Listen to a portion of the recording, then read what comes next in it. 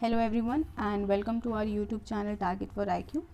आज Delhi judicial service examination 2022 के notification issue हुए हैं और डेट भी नोटिफाई कर दी गई है एग्ज़ाम की 27 मार्च 2022, यानी कि नेक्स्ट मंथ ही आपका पेपर है।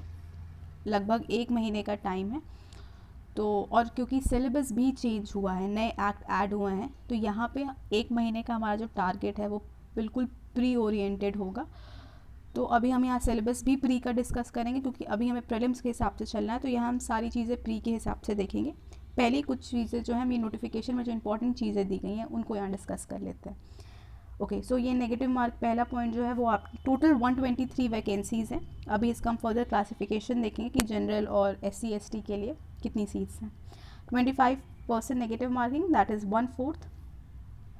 200 टोटल क्वेश्चन होते हैं और जिसमें से आपका 25% यानी 1/4 की नेगेटिव मार्किंग होल्ड है। और उसके बाद mains and interview. So commencement date जो एप्लीकेशन फॉर्म भरने की है दैट इज़ 28 फरवरी और 20 मार्च जो है वो क्लोजिंग डेट है। तो इस चीज़ को आप ध्यान दीजिएगा और टाइमली अपना फॉर्म फिल कर लीजिएगा और करेक्टली, ठीक है। इस चीज़ का ध्यान दीजिएगा कि फॉर्म बहुत कायदे से और बहुत केयरफुली आप भरें। फ़ीस की बात कर ले तो वो नॉन रिफंडेबल है। 1000 रुपये है जनरल कैटेगरी के लिए और 200 रुपये है रिजर्व कैटेगरी, जिसमें schedule caste, schedule tribe and person with disabilities. Okay, total 123 seats हैं, जिसमें 86 सीट्स जनरल की हैं, 8 सीट SC की हैं और 29 सीट जो है 29 सीट्स वो ST के लिए हैं। ओके, अब हम यहाँ पे प्री का सिलेबस देखते हैं। ओके, सो प्री का अगर हम, क्योंकि अभी आपका सिलेबस चेंज हुआ है, मेंस का भी चेंज हुआ है, प्री में कुछ ऐड हुए हैं सब्जेक्ट, तो अभी प्री का देखते हैं। ओके, तो 200 नंबर का आपका पेपर है प्रीलिम्स का, 1/4 नेगेटिव मार्किंग है। अब हम सब्जेक्ट्स देखते हैं। इंग्लिश है और उसके बाद CPC है, कॉन्स्टिट्यूशन है, लीगल करंट अफेयर्स है, CRPC, CPC, Indian penal code, Indian contract act, the limited liability partnership act 2008, ये एक नया सब्जेक्ट ऐड हुआ है, arbitration and conciliation act 1996, Indian evidence act, specific relief act, limitation act, the protection of the children from the sexual offences act 2012, ये एक नया act है, and the commercial act 2015, ये भी एक नया एक्ट है। ओके, 60% फॉर जनरल कैटेगरी है, minimum qualifying marks, and 55% is for the reserve category. Okay, तो ये अभी हमें यहाँ पे प्री को टारगेट करना है। तो अप्रॉक्स आपके पास टोटल, पहले हम लास्ट ईयर का अगर कट ऑफ देखें तो लास्ट ईयर जो कट ऑफ गई थी 116.50 और उसके लास्ट टू लास्ट ईयर गई थी 120, ये कट ऑफ गया था। तो फॉर सेफर साइड अगर आप 125 प्लस से क्योर करते हैं तो that will be much better. 125 plus एक सेफ स्कोर रहेगा। अब फिर ये फर्दर डिपेंड करता है कि पेपर किस लेवल का आया, ठीक है। अगर पेपर टफ हुआ तो हो सकता है मेरिट नीचे जाए, पेपर इजी आए तो हो सकता है मेरिट ऊपर जाए, ठीक है। तो ये उसी चीज़ पे डिपेंड करेगा।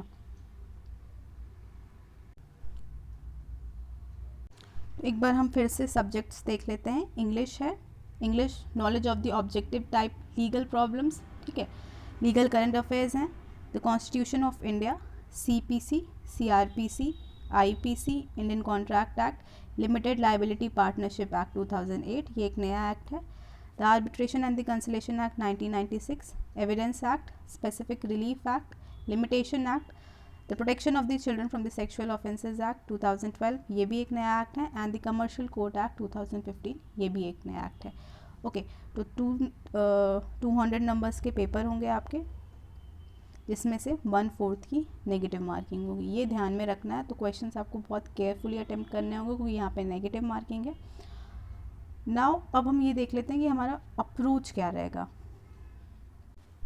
तो लगभग आपके पास 30 दिन का टाइम, मतलब एक महीना आप कह सकते हैं है। तो जिसमें से आपको एक मेजर सब्जेक्ट लेना होगा, एक मेजर, एक माइनर।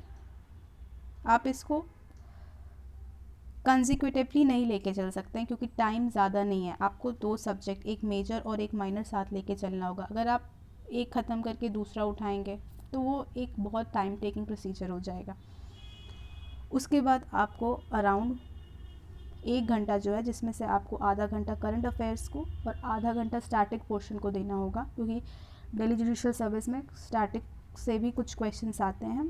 और अप्रॉक्स आपको 30 मिनट्स जो हैं डेली इंग्लिश को देना होगा, क्योंकि डीजीएस में 20 नंबर के अराउंड आपके इंग्लिश से भी क्वेश्चंस आते हैं, तो ये अच्छा खासा नंबर होल्ड करता है। ओके, तो ये आपको ध्यान रखना है और इस हिसाब से आपको अपना एक प्रॉपर टाइम टेबल, अपना स्केड्यूल तैयार करना होगा। ओके, तो ये अच्छी अपॉर्चुनिटी है, सीट्स भी काफ़ी ज़्यादा हैं और इसके लिए हमारे पेड ग्रुप भी स्टार्ट हो रहे हैं, जो डिस्क्रिप्शन है। आप जो है, जो भी आपकी फर्दर क्वेरी हैं वो आप नीचे दिए गए नंबर पर कांटेक्ट करके पता कर सकते हैं, ठीक है। और इंग्लिश के लिए भी हमारा एक, क्योंकि इसमें इंग्लिश अच्छा खासा नंबर होल्ड करता है, तो एक इंग्लिश के लिए भी हमारा एक सेपरेट ग्रुप चलेगा, जिसमें आपको डेली बेसिस पे इम्पॉर्टेंट पीडीएफ्स दी जाएंगी, जिसमें इम्पॉर्टेंट वोकैबलरीज होंगी, सिनोनिम्स, एंटोनिम्स, जो भी इम्पॉर्टेंट इंग्लिश के जो हैं, जो डीजीएस का एक पैटर्न चल रहा आ रहा है उस हिसाब से, उसके लिए भी एक पेड ग्रुप होगा। तो आप जो भी नंबर नीचे दिया गया है उस पर आप कांटेक्ट करके आप फर्दर नॉलेज गेन कर सकते हैं। Thank you.